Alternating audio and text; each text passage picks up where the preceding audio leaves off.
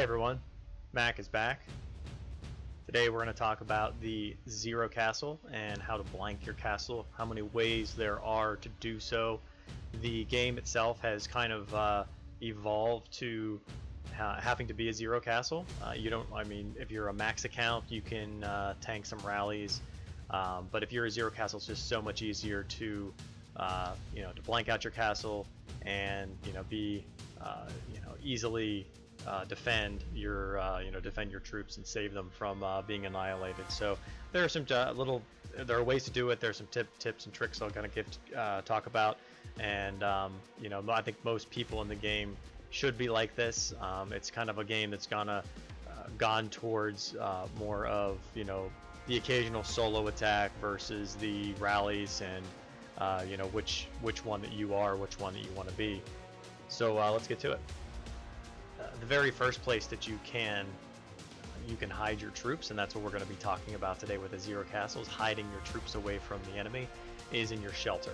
And basically you can upgrade your shelter in certain ways here. If you just click on your shelter from the main castle map here, you can see that your total capacity here, you hover over here and it shows you where you're getting that from, and you can go to those areas as well in the game to be able to obtain more, which is nice. And if you just click the auto select, it'll take the top ones up here to be able to do so. You a lot of times you want to add your lord in there, which will actually give you, if you look down here, it's going to change, it'll give you a little extra troops as well. And you can also obviously click on how you want to do that. Most times you want to put it in for 12 hours. 1 hour is fine, whatever, depending on what you're doing, how long you're waiting. It really doesn't matter. But that's one of probably the main ways to be able to hide troops is in your shelter, which is from this map here, the castle map. You access it from the building. When you're on the main map, you go down here where it says more, and then you can also see over here it says shelter as well, and brings it up there. So that's the very first place to go, which makes it quite simple. The other types of ways to hide your troops are going to be from the map out here. And in this map, so they're very basic too. So like for instance, my alliance mate here, Charlie, if you click on that, you can see that there's a garrison button and a reinforcement button. Those are two different ways as well. Each one is a little bit different. So if I press the garrison button, it's going to ask me, am I going to lose my truce, and you press confirm.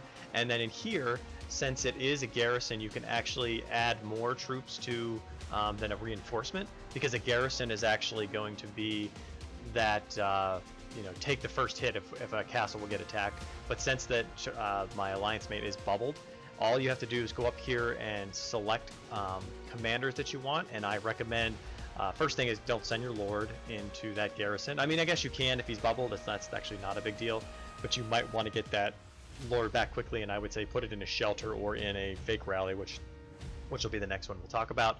Now looking at here, throw in what you want to put in here. These 5 commanders make sure that they are ones that you're not going to need in a for fighting. So if you're not a bow commander, come over here and make sure that you get these ones that are a level 10, because level 10 gives you 21,000 troops, gives you more troops than the most troops you can get for a commander. So I would put like Sheila, I never use her. The rest of these are all 9, you're only getting 15,000, so I would look at other ones. So I don't use Gorell that often. You may want to try to find somebody else, but that's probably one I would throw in there as well. And then looking at some of the other level 10 commanders, Rob I don't use very often either. Infantry wise, like I said, Chris is probably not one I'm using very often. If I scroll down, I don't really see too many others. Well, I try to find the ones that you can, and that's one reason to upgrade some of your commanders as well, to get them to level 10 so that you're able to get the max amount of troops in there, just to be able to hide them all. So let's just looking at what I have here, I really don't have another one that has 10, so whatever, I throw in another one. So that gives me another 99,000 troops. I press confirm here, and then I can click on this, I can clear it, I can figure out whatever amount of troops that I want to put in there. That's going to put me in fervor when you do that, so just remember that as well. So that is another one, and then just continuing off of that is the reinforcement one, which you can see here. There's only a certain maximum of reinforcement capacity within that the castle that you're reinforcing. I can't emphasize this enough, is to make sure that the person is bubbled, your alliance mate is bubbled, because if they aren't and they do get attacked, then your troops are vulnerable to being put in your hospital and to dying as well. But you can see here, this is the reinforcement capacity here is almost 1.2 million. So I could actually do the reinforcement here, and this time you can only throw in a dragon. So that's the difference here. You can throw in one of your dragons. You can't throw in any of your commanders. So you do lose out on the amount that you can do.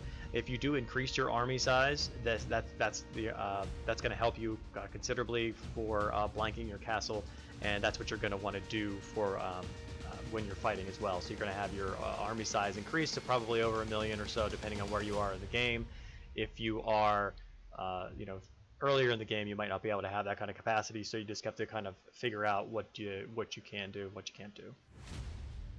Probably one of the most common and simplest ways as well to hide some of your troops is to just do a fake rally on a camp. So you take one of these camps, and something that you're gonna just this is kind of a tip for these camps as well, is you can see my castle down here. The closest camp here, this is this level 5, which is a little bit of a little bit of a distance, but not too far. If you really want to stump your opponent, because a lot of times what they'll do, if they know you're in fervor and they know that you're going to be sitting there with a blank castle, then what they'll do is they'll just start attacking and killing all the camps around your area where you are. So a good idea is to actually go further away, so then they have no idea. They can't kill all these camps. They can try, but by the time they do, it'll the 15 minutes of fervor will be up, and you'll be able to bring your troops back and be able to bubble your castle as well. So take one of these, you do a rally and attack, do it for 480 minutes, and then again, this is where you're able to take your, to bring in commanders to be able to increase that total army size that you have there, and then you can maximize that. As you see here, I have 770, 4,000, which is nice to be able to do that even without having a buff. So yeah, put those commanders in there, and this is where you can actually add your lord in there if you want to, because at this point you can hide your lord and still be able to bring him back very quickly when you bring all your troops together. And then if they try to solo you and continue to solo you, if you can time it right with your troops coming back, then you'll be able to maybe even take their lord if they're being careless. And in the same light, you create your fake rallies, and so do your alliance mates as well. Of course, you have to depend on them to, if you're playing in an event like KVK or just some type of PvP battle, that if they are putting you're putting your troops in their rally, they control those troops. So if they go AFK for whatever reason, then you're just going to have to deal with those troops that are going to be stuck in that rally until the rally expires, or until they come back to their computer and are able to give them back to you. So have some kind of communication, either be able to talk to them online through a Discord, or make sure that you can send them a message either personally or whatever you need to do. But definitely make sure that you can talk to them, because if you can't do that, you won't be able to get your troops back. But it is a very good way, because you can basically blank your castle in all fake rallies if you have enough of your alliance mates. Not really highly recommended to do so, just because of that risk of someone falling asleep or leaving or whatever. So again, you have to be very careful and trust your alliance mates when it comes to that. Another very simple way to hide your troops is to actually find a resource node and just go gather. You just click on this, click your basically your max troops. It's only going to tell you if this takes a little bit more time, so this is actually not one of the better ways to do it, and there are some drawbacks as well. But when you click on a node, it's going to fill up the node to just what it needs to be able to complete the node. So then in that case, it only puts 19,000 troops. So you actually have to take that time to pull it over, or if you're doing it, just click at the very end over here to maximize the amount of troops. But you're able to actually put in more troops, because you can put in your commanders as well. One of the drawbacks is when you are sending troops, for instance here, and if I come in here, I put the commanders in and I go like this and I confirm, it's going to go to this node, but then they can go over here, they can instantly collect this node. If they get there, they can port right next to it, collect that very quickly, then you're not going to be going to that node anymore, and that is one drawback. What you can do, however, is you can actually find a node that is a lot further away, and if you do find a node that's a lot further away, then they actually have to go find that node where you're going to, follow your path or where you're getting there, you can actually speed up and get to there before they do, and if you do that, they might not be able to find your node in time. So that is something to be able to do, something as well. And then once you could do that with actually every single your deployment that you have, and then once you're done, what you could do once you get off of fervor, you can bring them all back and then just kind of time them as they're coming back. Watch the times that they are, and then just once they get all at the very same time or similar times, just use your speed ups every now and again to be able to get them back there. And then once they do, you can release your lord, have all of them come back at the same time, and then if they try to solo you, then you can be able to take their lord that way. And another possible way to hide some troops is actually just occupy a tile.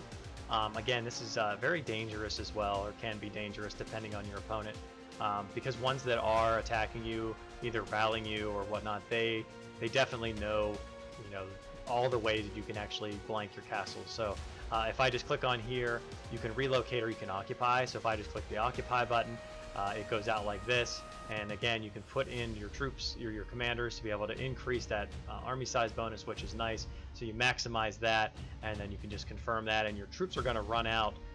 So if I just say occupy here, and then I click on that and do this, and I say confirm and knock them out, and it doesn't put you in fervor, which is nice as well. So that is also a bonus of doing this. So I kind of go into those benefits. But so they're going to go out here, and this is where they're going to occupy.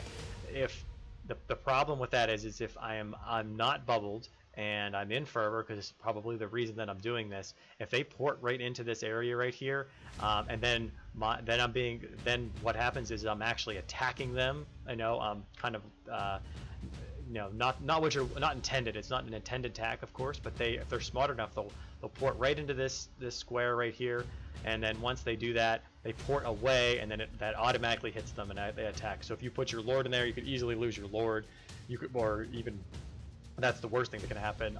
The best thing that would happen is if you just lose a lot of troops from that attack. But so you can actually do that, and if they do port in there, just immediately do a recall, and then once you bring your troops coming back, you have that extra time there, and you can kind of continue to play with them a little bit and do that. But that's another way to blank your castle. There's one way to hide troops with an event that's going on, and that is the Treasure Seeker. So if you're in the Treasure Seeker and you have your,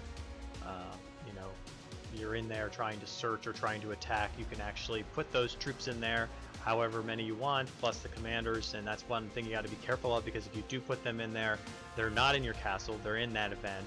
And then if you try to get it, if you don't have many troops there, you get attacked, your lord won't be there, and you can really get hurt. Be able to do that. But that is a way to do it when that event is going on for those several days, so something to also consider.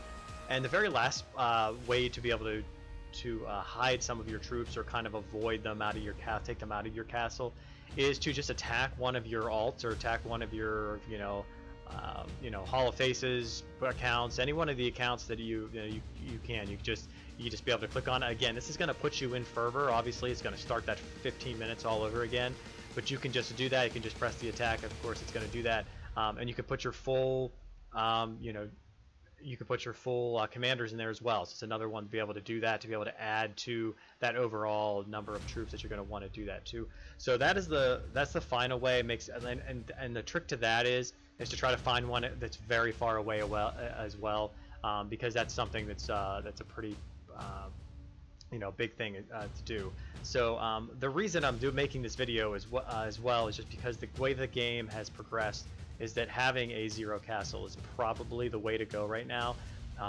You might want to try to get up to a lot of troops in your castle, and maybe you want to be able to tank rallies or something like that, and that's fine. There's a lot of ways to enjoy the game, and troops are just troops. Let me just say that you can always retrain troops. So if you do lose, if you get hit on something, you lose your lord, whatever, it happens. That's just the way things are. You learn from that and kind of move on. So I hope that this video kind of gave you an idea of all the different ways that you're able to blank your castle.